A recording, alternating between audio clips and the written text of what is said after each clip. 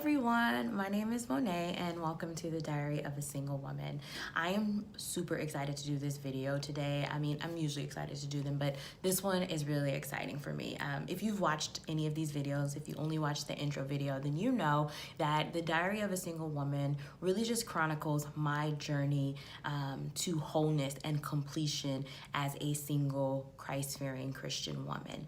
And through much conversation with people who've watched these videos, I've discovered that these topics are not just topics exclusive to single women. A lot of women in the varying seasons of life have been impacted in positive ways by these videos, and through a time of prayer and a time of fasting and just really consulting God about what to do with this group, He has given me the idea for the Diary Women's Group, especially acknowledging the fact that just because I am single right now, at some point I won't be, and then what's going to happen to the Diary of a Single Woman? Will it go away? Absolutely not. So now God has given me the idea to create this group where women who find themselves within any of the seasons that women sometimes are in can come and just create that diary experience for each other. We will have a space for the Diary of a Single Mother, the Diary of the Widowed Woman.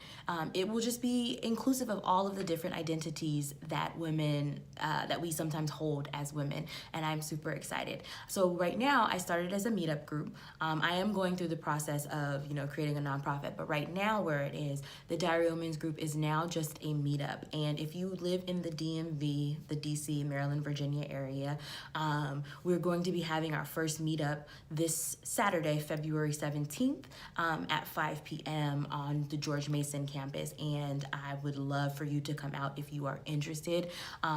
The first few women will be getting free journals / diaries, whichever you want to call them, which we're going to talk about that later on in the video.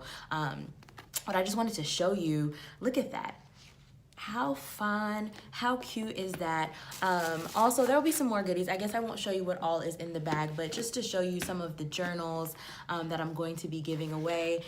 Here's another one. Both of them actually have Jeremiah 29:11 on it. It has the little... It's just so fun, so cute. So like I said, if you are interested in coming out and just, establishing a community of women where we really engage each other and uplift one another in a diary sort of way, come on out. And if you're like, well, what do you mean in a diary sort of way? Continue watching and we will discuss it. So why the diary, right? And honestly, the short answer is because the word journal doesn't evoke the same emotion that the word diary does. That really is the purpose behind the name. But the actual act of journaling is really more of what this group is about, which we'll actually get to journaling and all of the research on it in just a bit, but I just really want to talk about this Diary Women's Group, this diary experience.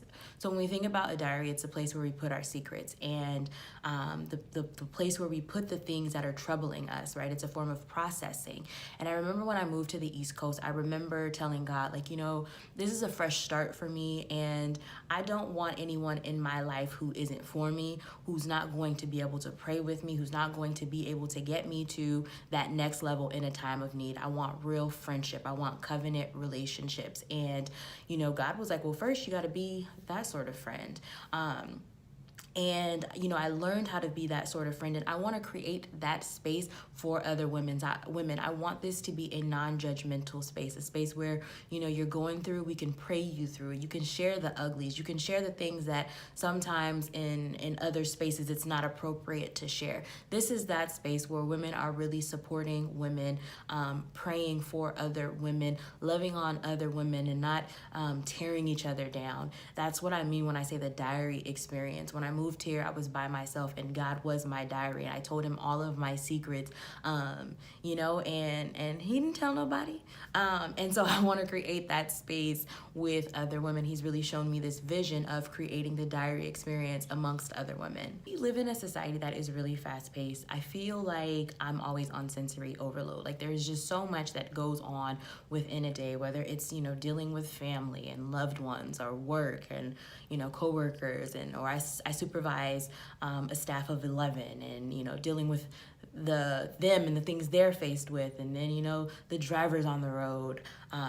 It's just, I feel like it's just so many things that really can weigh a person down, and if we're not appropriately processing that stress, then it really can weigh on our mental health. And I'm sure, as many of you know, stress and anxiety are at an all-time high. I remember I was co-facilitating a presentation on stress and anxiety management, and myself and my co-facilitator asked the group, you know, this is a group of college students, how do you process stress? What do you do when you're stressed? And, you know, we heard answers like, oh, well, you know, I take a nap, or I play video games for hours and hours, or, you know, I just look out the window and I make sure there's sunlight, and all that is fine and well, but it's like, how are you processing that stress? What are you doing to make sense of that? How are you making sense of all of the different things that are going around in the world? Think about it like this, if you're this type of person anyway. Like, when I go to work, if my desk is a mess, I cannot function. Like, I cannot do work when there is so much clutter. Our brains, our minds, our hearts are the exact same way. We are not the best version of ourselves. We are not making good decisions if we are not appropriately processing and placing the things that we go through in their proper place, into proper perspective. So what is the cognitive process? What is happening in your mind when you are having all of these different things that are stress inducing? So now I ask my question to you: how are you processing stress? And if you are like, well, Monet, how do you process your stress? I'm so glad you asked. I do journal. Journaling is definitely one of my forms of processing. I started journaling about 10 years ago after a breakup. I was experiencing all of these new feelings that I had never had, and I actually was really embarrassed, and I didn't want to tell them to anyone. I didn't want to be honest about what I was feeling, but I know that I needed to release. And so I went to Walmart, bought a journal, and just began just keeping a record of how I was feeling and things I was experiencing. I even began to keep a record of you know, the days where I felt better. You know, like this day wasn't as bad as the day before, and this is some of the things that aided in that progress. Like, I really had no idea the type of process I was engaging in. I hadn't read the research and the articles that I have read now, and now knowing that there are actually proven health benefits to journaling. I was just doing something because I needed to release what I had been feeling and what I'd been going through. So not everyone has the means or the resources to speak to a counselor or has access to a psychiatrist. So what I really love about journaling is that it is very cathartic, it is extremely effective, and it's affordable. Everyone has access to a pen and a paper, and if you don't, I can see to it that you get some. Hit me up, I'll get you a pen, get you paper, and get you on your way. So I really like how, you know, you don't have to be rich to journal, and there are still health benefits. I remember I was reading one article, it said that journaling, it strengthens your immune cells. It also reduces the symptoms of rheumatoid arthritis and asthma. I don't suffer from either of those two, but if you do and you begin journaling and you notice a decrease in your symptoms, please let me know. I would love to hear from you. It also, so writing about stressful events, it reduces the impact that stress can have on your health. I know you have probably heard it a million times, but stress is a silent killer. Stress will jack you all the way up. It gravely impacts your health in ways that you don't even really realize it until you're dead. Or you are just really, you know, your health is really, really declining. A lot of times, you know, they say healthy minds and positive minds really do help aid in, you know, fighting disease. There are, of course, of course, significant factors, like other factors that aid in disease, but like limiting the amount of stress that you are suffering from really can have a positive impact on your overall health. And writing about those stressful events does just that. It limits the amount of impact that stress has on your overall health. Another article that I really liked, it reminded me of one of my loved ones who I'm really just praying for right now, because every little thing stresses them out. And recently they have suffered from the loss of their mother, and which is a major traumatic event. But because they have not found a way to deal with those minor stresses, you know, this big stress, this traumatic event has really rendered them debilitated in a lot of different ways. And so journaling is one of those spaces that help you to process life's smaller problems, so that when the bigger problems do come, you are a little bit better equipped to handle them. I'm not saying that when you journal, you're not going to be affected by any of the things that happen. I'm not saying that at all. What I am saying is that it just puts you in a better position to be able to adequately deal with them. If you are a person who is stressed out by, you know, this person cut me off, or this person did this, and you know, you can't function, and it just has you so angry, when something real happens, when something seriously major does happen, like the loss of a parent, the loss of a loved one, a divorce, you are not going to have the tools to adequately respond to that, because trauma, it already in and of itself, trauma does reduce our ability to cope.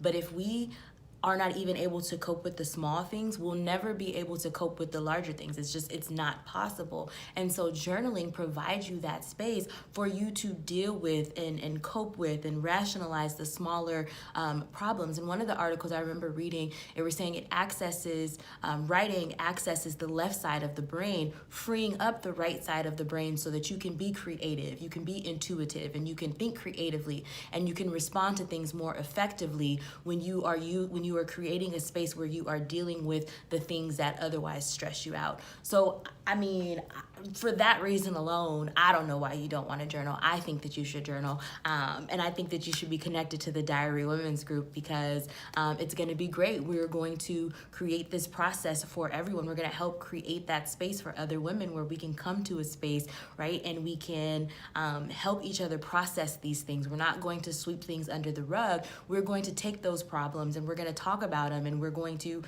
help each other and aid each other processing through these different life struggles. And so this is my final appeal.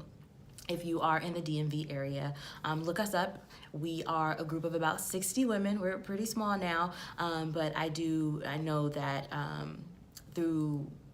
throughout time, God is going to bless us to expand and grow. But right now, you know, we are a group of 60 women. We are in the Northern Virginia area, and go on to Meetup, and it is the Diary Christian Women's Group. Our meetup is this Saturday, February 17th from 5 to 8 p.m. And I would love to see you there. Thanks for watching.